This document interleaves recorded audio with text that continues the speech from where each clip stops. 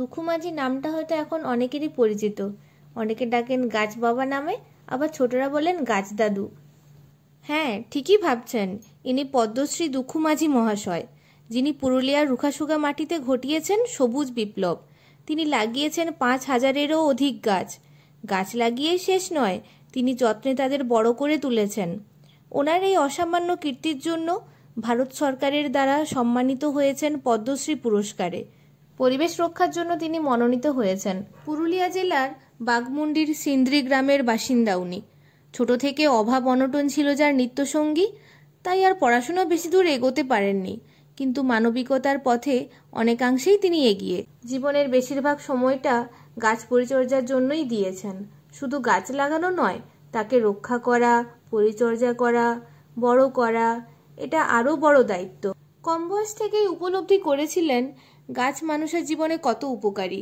সেই থেকেই তিনি মাঠে ঘাটে শ্মশানে গাছ লাগাতে শুরু করেন।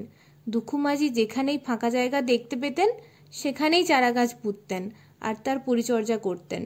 গাছগুলোকে সুরক্ষিত করতে ব্যবহার করেন মানুষের অব্যবহৃত জিনিসপত্র। বর্তমানে তিনি 5,000-এরও বেশি গাছের অভিভাবক। ভাঙাচোরা মাটির বাড়ি তার, পরনে সাদা ধুতি গেঞ্জি। সকাল হলেই বন দপ্তর থেকে উপহার পাওয়া সাইকেলে চড়ে একটি বালতি আর চারা গাছ নিয়ে বেরিয়ে পড়েন।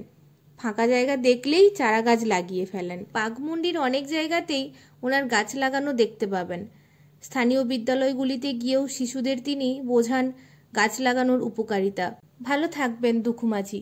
আপনার আদর্শ, আপনার কর্ম, গাছের প্রতি অটুট স্নেহ ছড়িয়ে পড়ুক পরবর্তী প্রজন্মে। আপনার মতো মানুষগুলো আছে বলেই পৃথিবীটা আজও এত সুন্দর।